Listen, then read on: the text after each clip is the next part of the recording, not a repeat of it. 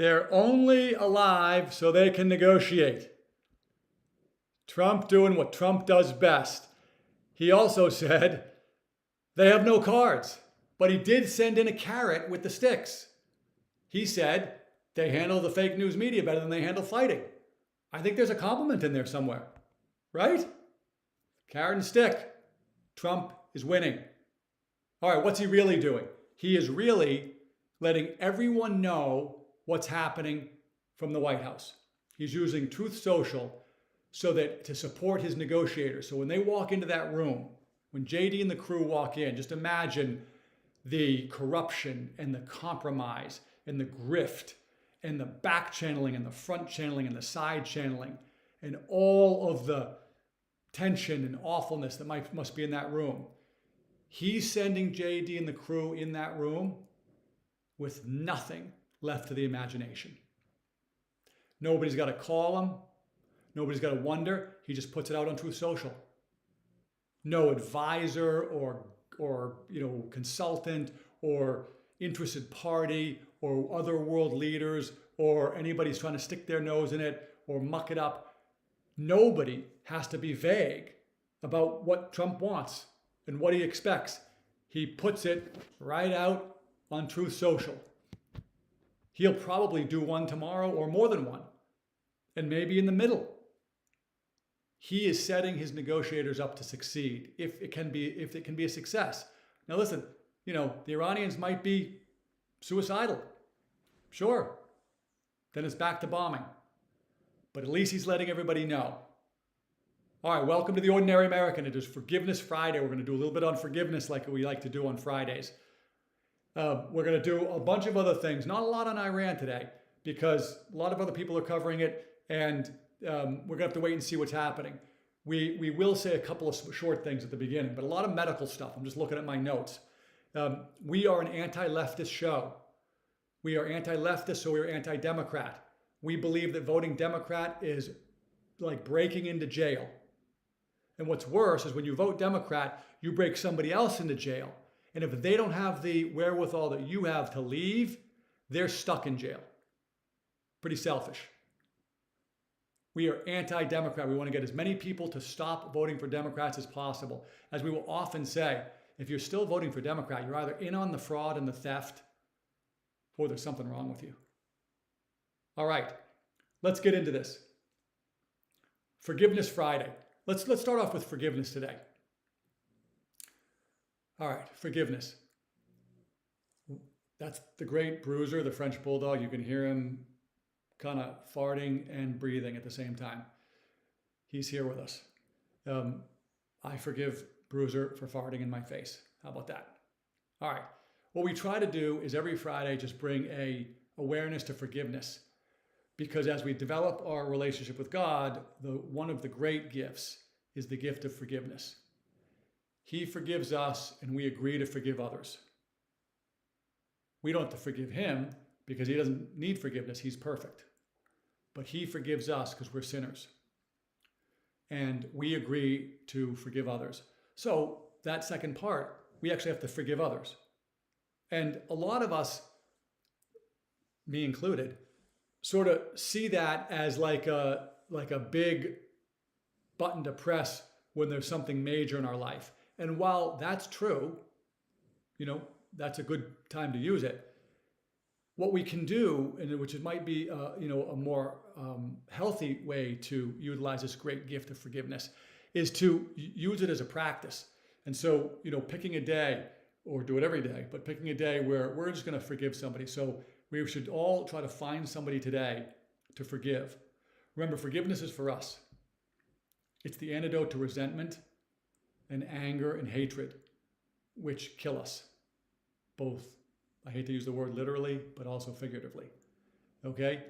So, if you find yourself at a gas station and you're pissed at the prices, and whoever comes into your mind as being responsible for that, maybe if you're a TDS sufferer, that's Trump, forgive him. Yeah, forgive him. If you're a hardcore MAGA, freedom-loving Donald Trump supporter,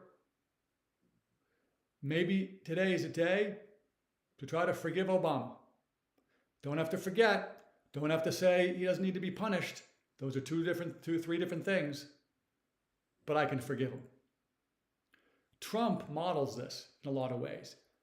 He lays out these boundaries like I'm going to kill the civilization or whatever. And then he says, hey, let's talk. Like that feels like some version of forgiveness to me. All right, so that's Forgiveness Friday. Let's all try to find somebody to forgive.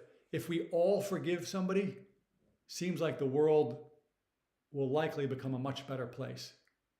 And of course, we got to be praying. Okay. All right. Let's get back into it. First, briefly, the Iran stuff. Okay. The ceasefire is fragile. Yes.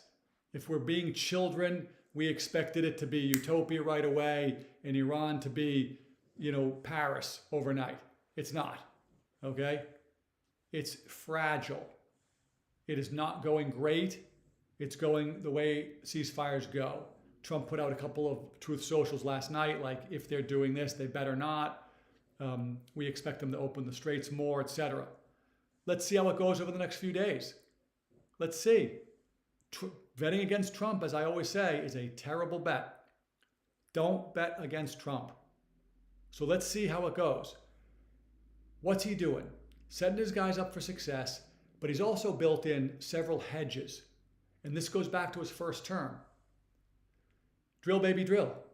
Without drill, baby, drill back then, without fracking before that, but drill, baby, drill under Trump 1, we are not in a position likely to do this and get rid of these guys. And even that knucklehead from the UN said the world is a better place with that regime gone. So because of drill, baby, drill, we're able to do this. And that builds in a hedge. Why? Because along with us becoming energy self-sufficient, we still make enough so that we can export it. And I think we export some huge number, about 12 million barrels a day, if I remember. So we're getting the value of that as the prices go up. That's a hedge. It's terrible that the prices are up. I just passed gas. I didn't pass gas. That's Bruiser's job. I just passed a gas station and saw that the price is, getting close to $4. It was $2.26 maybe 10 weeks ago, 8 weeks ago, something like that. Okay? Yeah, that's a lot. But there's some hedges. We're also getting some too. Natural gas, etc. What else is happening?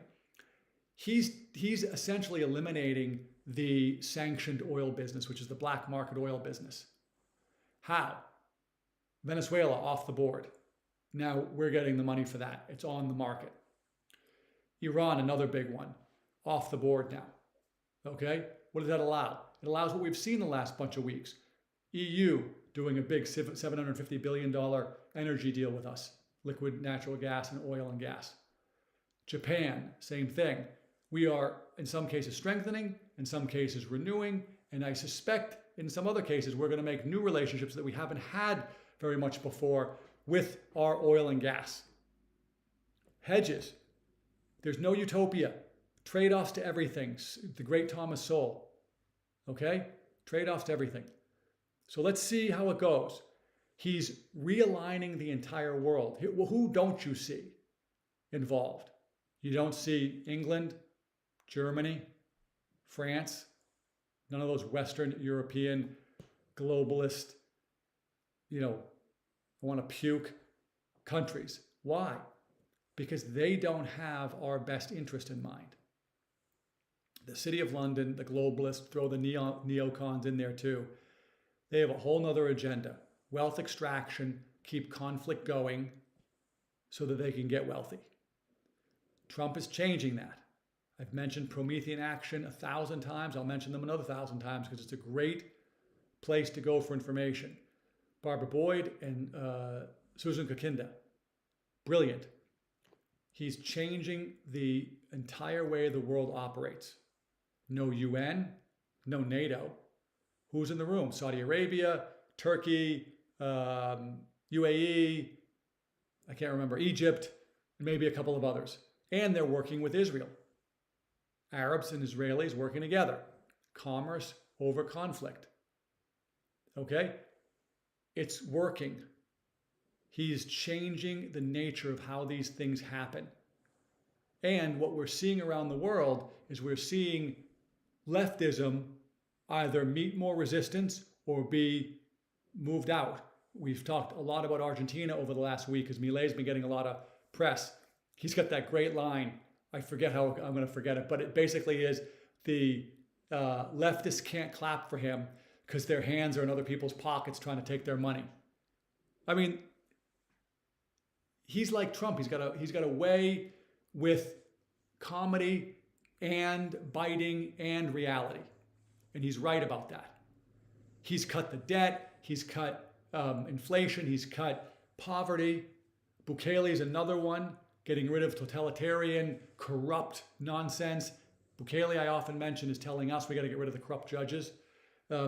Germany, what's considered to be the conservative part of the political spectrum, their political spectrum is a little different than ours, is rising. That's happening in France. It's happening in a lot of places. Viktor Orban has an election this week. I saw that Trump put out a positive endorsement of him. Poland has been doing unbelievable. Why? They're going against leftism. Okay? All these countries that are doing great are going against leftism. Show me the leftist country that is doing awesome. There isn't any. And there can't be. If you want to, somebody's going to throw in something like, maybe like a Vietnam or something. And to which I'm going to say, yeah, not really. Okay? Not really. Why not really? Because they're doing free market stuff too. Okay? The leftism doesn't work. All right, so that's what I wanted to cover on Iran today. I want to, on the leftism stuff, all right, I'm going to transition. We're going to go domestic policy stuff now. Don't vote Democrat stuff. I've seen a ton of stuff about education. Corey DeAngelis is doing an unbelievable job of educating people and helping teachers leave the union. We've done this before. We talked about Janus, the Supreme Court case, allows all government employees to leave the union and stop paying dues, but keep your job and all your compensation. Why not do that? All of those unions, those government employee unions, are hardcore leftists. If you're not, don't pay them dues anymore. Corey DeAngelis is helping teachers get themselves out. Last time I checked, he was almost close to 14,000 of them around the country. Okay, why am I bringing up education? Black Americans. Sorry, Bruiser. Black Americans. Bruiser's chiming in. You guys have been voting for Democrats pretty steadily since the 60s. A couple of little good hiccups in there, Reagan being one, okay? And you've started to vote for Trump. The thing that I don't understand is this education piece. I think it's common knowledge that generally speaking, in any particular area, the majority black schools are the worst performing schools. They're all controlled by Democrats. There's no Republicans. If there are, it's like one guy who's like a half of a Republican and he hasn't had a serious voice in 20 years. But most of these places, Detroit, New York, DC, Atlanta, fill in the blank, majority black schools do the worst. All controlled by Democrats, all controlled by the teachers' unions. That feels racist to me. Why are the white schools that are controlled by Democrats and controlled by the teachers' unions doing better than the black schools? Is Beverly Hills High School, does that do better than some school in the black neighborhoods? Probably.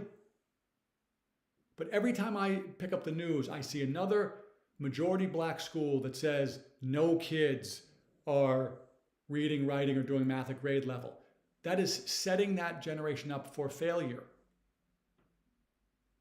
I bring this up not just to say stop voting Democrat, but to try to sort of suss out this point.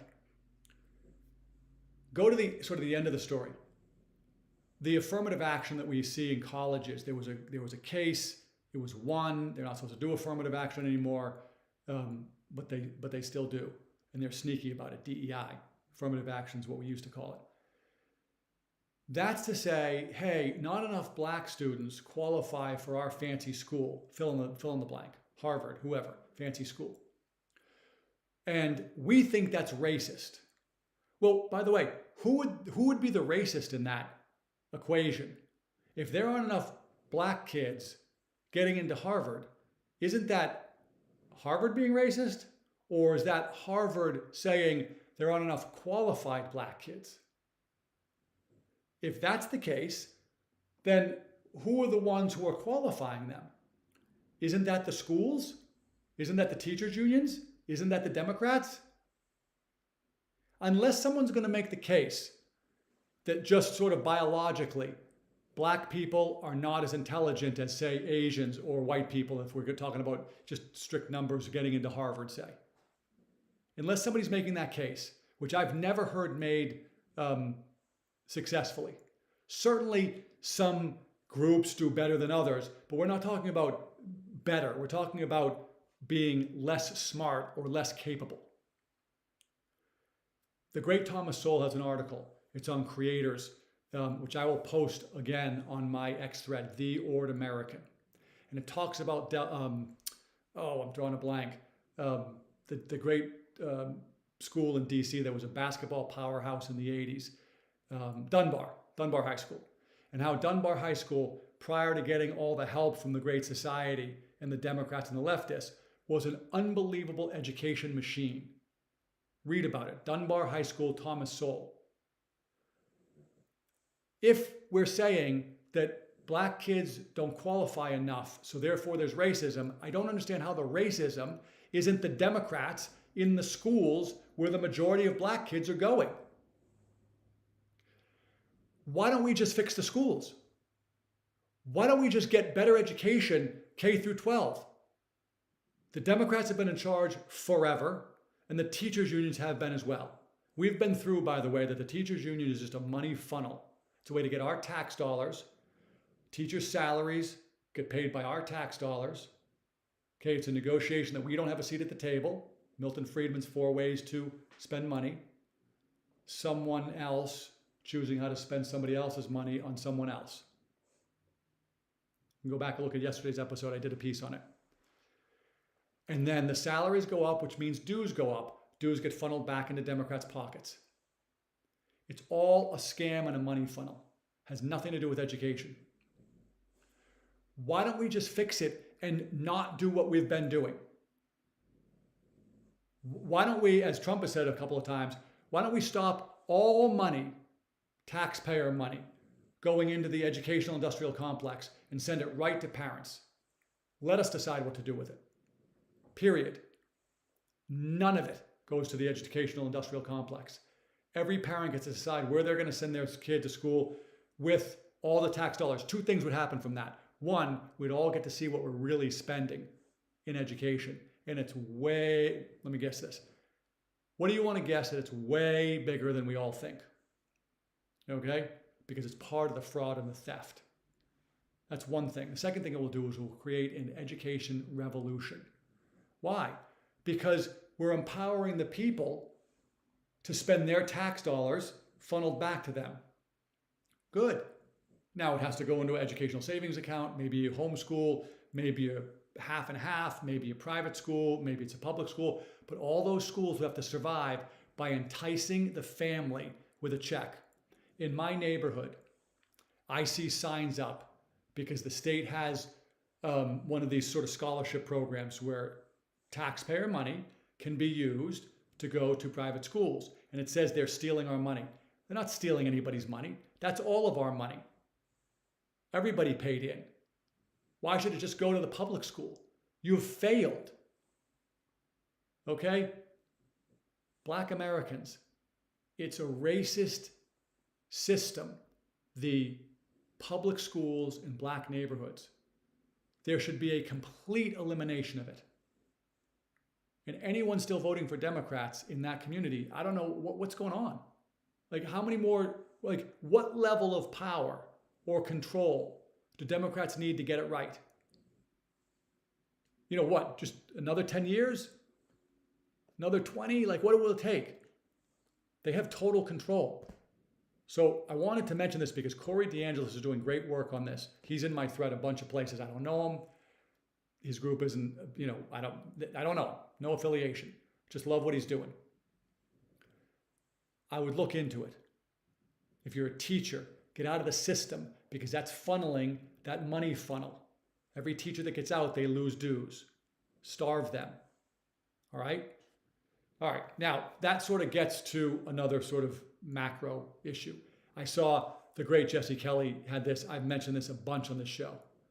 If we took away all of our tax dollars being stolen through fraud, theft, whatever, and we were able to make sure elections were legit, this country is 80-20. 80 Republican, 20 Democrat. With always keeping in mind the Bongino political doctrine. The Republicans aren't necessarily the solution to the problem, but the Democrats are the cause of the problem. Those two things can be true at the same time because we live in a world where everything is trade-offs and there's no utopia. You don't have to like Trump like I like him. You just need to stop voting for Democrats, leftists, who are destroying your schools and destroying your states. This is what we get to. Anti-leftists. Okay? I just wanted to sort of mention a few of these things. All right. I mentioned jury nullification yesterday. I highly recommend everybody go back and watch that. Watch the whole show. Listen to it on Spotify. But, find the jury nullification. Jury nullification is crazy important that we all talk to each other about. Why? Because we're all potential jurors, which, by the way, we should all be seeking to sit on juries. We need smart people to sit on juries. We need to stop trying to get out of it. It is a time commitment. It can suck, and we have tons of things going on in our lives. But just imagine if you or somebody you loved was having to be in front of a jury for something. You'd want smart people, and you'd want them to know about jury nullification. The Democrats know about it. When you read about a case where some DC or some other highly leftist area either won't indict somebody through a grand jury, jurors, or the jury lets them off, that's essentially jury nullification. Okay? We can use that too. If you bring it into the jury room and bring it up, what is jury nullification? It's when you prioritize the idea that either the law is unjust, the application of the law is unjust, or the result of applying the law would be unjust. For example, you might say, I think that it's unjust that we're being taxed while all of our money is being stolen. So some guy's up for whatever tax problem he might have had, and maybe he did it. Jury nullification says it's not right, it's not just that we're getting taxed when everybody else is stealing our money. That's jury nullification. It's important for us to talk about it. Go study it, learn, all right? Bruiser's on the move. He's over there. All right, jury nullification. Just wanted to mention that. All right, we're going to get into some medical things. It's a big topic for me, this medical revolution. Why? Because we got to stay healthy. Because when we're unhealthy, we get stuck in a system. And by the way, even though it used to look like a conspiracy theory, it starts to feel like somebody's trying to kill us. That doesn't sound crazy anymore to me. How can I say that? Well, just look in the news. All of these vaccines, which seems to do more harm than good, our fertility rates, chemotherapy, when we've known about other options for decades that have been hidden from us. Okay, so I just want to go through a few things. Statins. We've been told for decades, high cholesterol is the devil. It's going to kill us. We've got to get cholesterol low.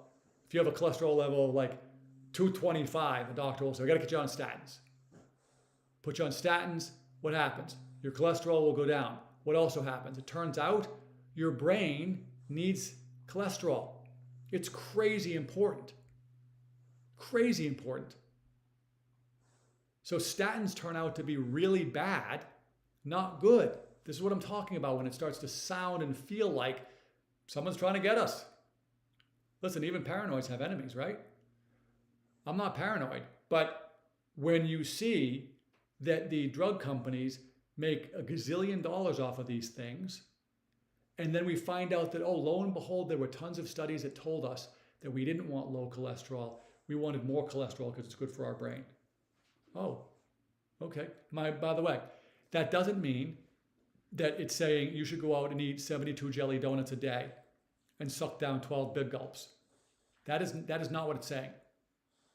It's the cholesterol that's caused by good fats, avocados and red meat and these kinds of things. Red meat does not cause heart damage, we're finding out. We're finding out also that they knew this decades and decades ago.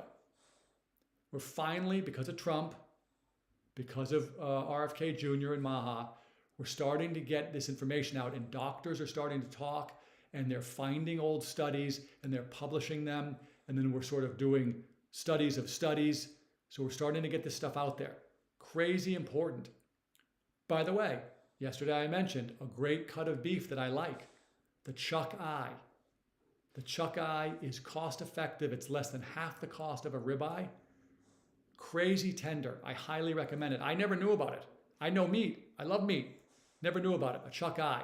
You might have to have them cut it for you, but it's less than half the price.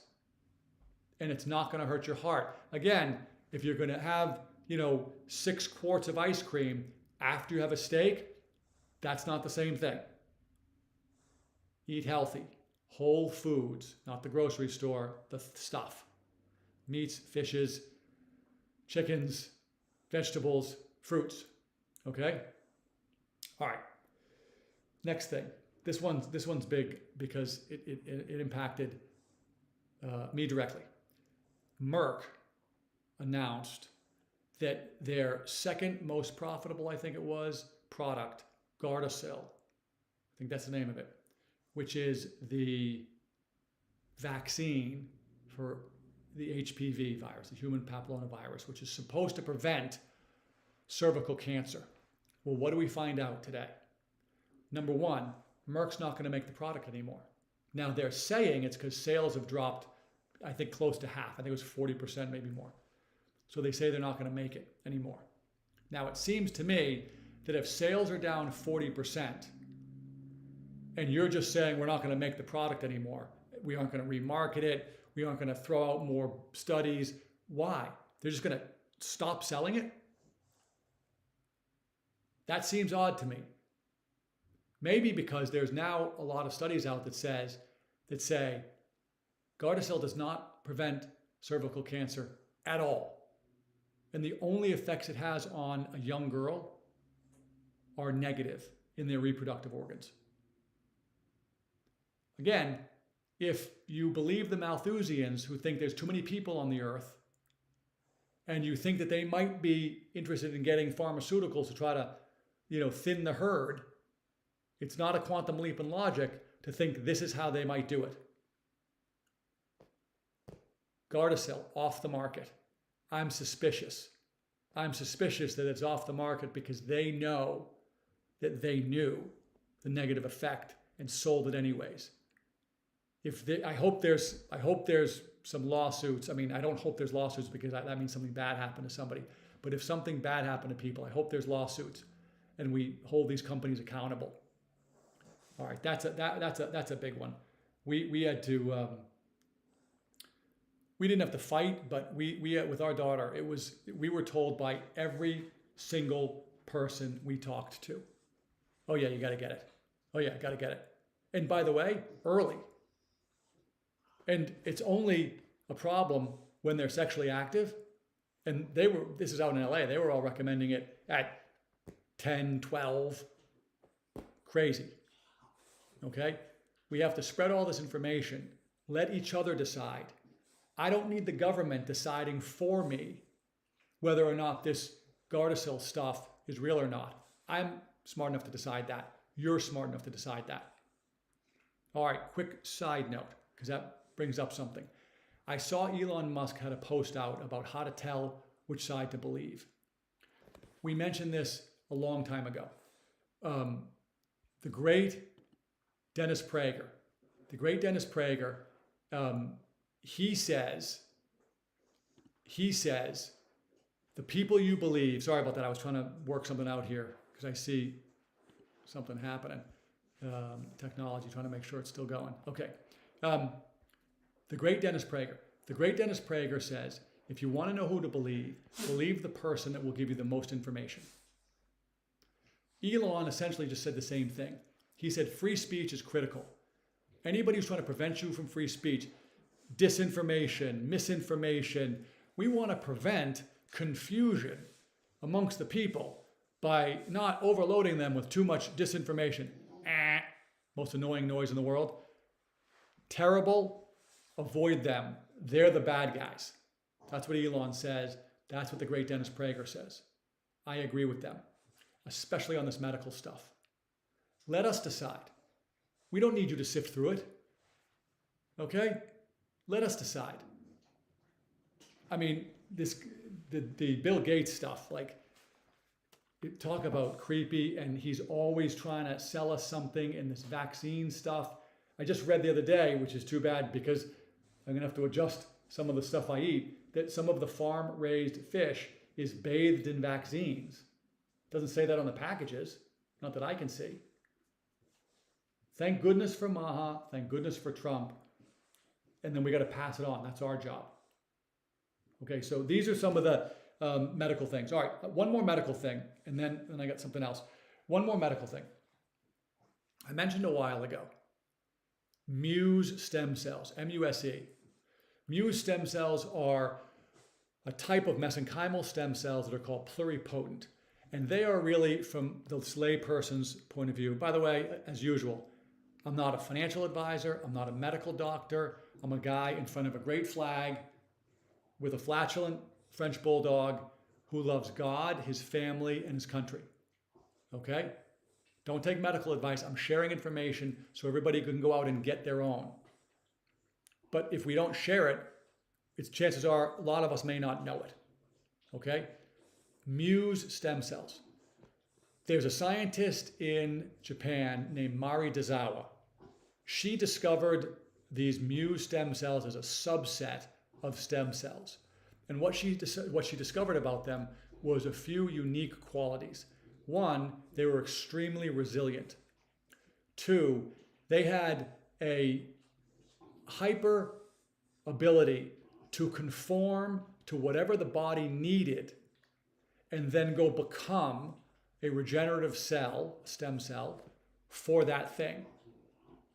And the third, maybe most important, was they are anti-tumorigenic, which means they don't grow tumors. So it's able to see in the body, oh, that cell I don't want to replicate. Oh, I see that cell over there is hurt, and that one I can replicate. So you can hear them. Muse stem cells. I mention it because I've had a lot of orthopedic issues and dealt with stem cells and PRP and peptides and a lot of things. And an older stem cell procedure I had, not Muse stem cells, I had some decent results with. And at some point, I hope to get the Muse stem cells. They're now coming to Florida. They might be in Tennessee. I saw an ad for a doctor that was having them, and I haven't followed up with their office to see if they're really offering Muse stem cells or if that's just a bait and switch. You got to be careful with the stem cell doctors. Really press them. So Muse stem cells, they can use them sort of strategically, sniper shot into joints to regrow cartilage and other things. You can also do them IV, systemically. There's other ways to use them. They do them a lot for vanity stuff. They're coming to Florida. Dr. Adil Khan is a guy who's been on social media a lot over the last 5 years. And he's the one that I found Muse stem cells through. And he's the one that seems to have the most experience using them on humans. So you can look him up. And there's probably something on my thread. But he's on YouTube. He's on Instagram. Dr. Adil Khan. His clinic is called Eterna Health. There's others, but that's just one. I'm not making a medical recommendation. I'm just giving out information. So I mention that because they're starting to see big results in neurodegenerative diseases with the administration of Muse stem cells, which starts to make sense when you think that they can just read what the body needs and then go fix it. So it starts to become interesting to me for a lot of reasons. One is which if you could go and get a intravenous IV stem cell treatment, I don't know how long it takes, maybe it takes an hour, and then maybe that is prophylactic, or maybe that fixes a bunch of things that you're not even super aware you have, or you wouldn't know how to name it if you did. Wouldn't that be awesome? Muse stem cells, they're coming to Florida. Now, I also just read today that Stanford has created a injection and a pill where they turn something off and they can regrow cartilage. That's essentially doing the same thing that stem cells are supposed to do. You know, to this guy, let's see, I'd have to weigh the side effects of both, the pluses and minuses, the cost. But if we can get more people healthier physically, we're going to create a lot less suffering in the world. So I'll put a link, I think I already did put a link in my X, The Ord American, to that stuff from Stanford about this pill and this injection that you can get. I think the pill is in trials right now, recreating cartilage. And wouldn't that be awesome? These are the kinds of advancements that can come, and can come quickly, by the way, with medical freedom and getting us the information. Go back to the Dennis Prager, Elon Musk. I know who to believe by who gets me the most information. Get me all the information. Let me decide. I don't have to take them. But if there's no downside, maybe I will. It's like ivermectin. If there's no downside, why not take it if you have cancer? And there doesn't seem to be any downside. And don't listen to your doctor. Sorry, I'm not a medical advice giver. I'm nobody. Listen to whoever you want to listen to. It seems to me that if there's a doctor saying, oh, you shouldn't try it, when there's tens of thousands, probably hundreds of thousands of people who have tried it at this point, including the entire continent of Africa, who use it as an antiparasitic for decades without any serious side effects. Why would there be side effects for you? Okay? We're on the verge, I think, whether it's with AI involved or not, with this medical stuff, where we're getting information out and people are trying it. It's great stuff. We need to share the information. Okay? All right. I'm going to move on from that. So here was a little stat that I think is a big deal. It turns out that Texas and Florida have the lowest government spending per citizen. Not surprising, you can probably name many of the ones that have the most spending per citizen. Alaska was number one. I think that's because their state law says that essentially all the oil royalties go out to the citizens. And I forget what it is. Last time I remember checking, I think there was a couple of $1,000s a year that every citizen gets from the oil and the gas. But California, Illinois, Massachusetts, New York, you know, all the usual suspects are up at the top of the list. There was, I think West Virginia was up there, and I can't remember who else. But the two lowest, Florida and Texas. Now, why do I mention them? Well, where are the two places that have the biggest inflows of new citizens over the last 10 years? Texas and Florida. So you have the least spending per person from our tax dollars, and you have the most demand to get in and live there. That is what you call information. That's better than a triple blind study. Okay? And where are most of those people coming from? They're not going from Florida to Texas and there's like some kind of a number snafu where it's just showing up. No. They're going from Illinois, California, Massachusetts, New York, etc., New Jersey, Democrat-controlled states, to those places. Those places have, those other places, California, etc., they have huge spending per person. More government spending, I think what we're seeing from these numbers, equals more suffering, less desirability, fewer people want to live there. Government spending does not bring in positive benefits. I'm trying to think of a fancy word to say. More government spending appears to be bad, no shocker to some of us, as opposed to good.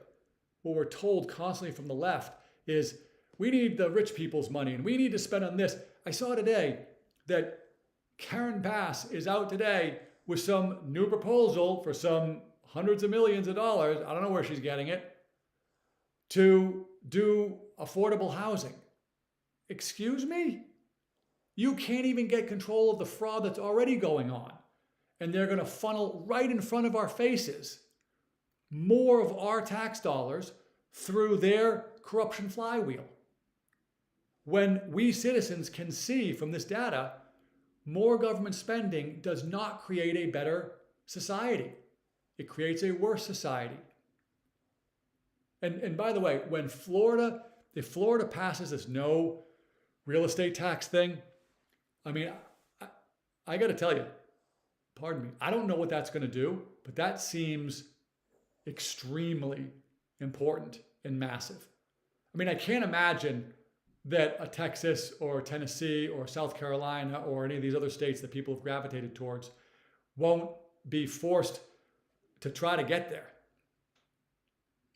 That's a big change in the financial life of a citizen. If there are no real estate taxes, it means that for the first time, you own your own property. Yeah. Okay, so I wanted to bring up this idea of government spending per person as a metric for, better state government and healthier lives. Smaller government is what that means, by the way. You can only do that if your government is smaller. As we're seeing from the numbers out of Washington, I mentioned it yesterday or the day before, we have cut over 300,000 federal jobs. While we don't want to see anybody lose a job, we also can't keep up with the debt, 39 trillion, especially when it's fraud and theft almost entirely, if not entirely. So we obviously had too many employees in the federal government. We got to get rid of them. We got to go more. It's the lowest level since 1966. And I think it needs to go much lower. Okay? That's how the states are going to do it. We don't need government to be involved in every aspect of life. If you try to watch the great Adam Carolla, he's got great content on how hard it is to build a house in California. I don't remember the numbers, but it's some ridiculous numbers of commissions and approvals and different special things and solar panels and blah, blah, blah, blah. It's impossible. Now, in the face of all that, as the illegal aliens are being removed, we're finding out that we may not have a housing shortage. We may have had an illegal alien, whatever the opposite of that would be, excess, distorting our markets, which correlates with bigger government spending per citizen, which correlates to less thriving society. Leftism. This show was founded on the idea that leftism is, like Dennis Prager says, ruins everything it touches. Everything. And that we need to root it out. And right now, as far as I can see, Trump is the only advocate for ordinary Americans, and he's really the only one. Let's remember a few things as we wind down here. Trump is the first president whose own party blocks him from recess appointments. The Democrats are trying this nonsense 25th Amendment stuff. They know they can't get it. They need JD and his whole cabinet or whatever portion of his cabinet to go along with it. But they're going to do it anyways. Okay? That's all charade. That's all jack people up. Oh, we got him this time. Meanwhile, he's essentially getting us as close to world peace, which isn't possible, as is possible. Anti-leftism. That is the fight. So we appreciate you showing up and listening. Spread the word. Like, follow, subscribe. Share it. If you've got a child who has gone too far left, hopefully you'll send us to him or her. Okay? If you got questions, TheOrdinaryAmerican at proton.me. We're also on X, The Ord American. We put all of the stuff we refer to in there. That's our show notes. We're going to see you Monday, 2 p.m.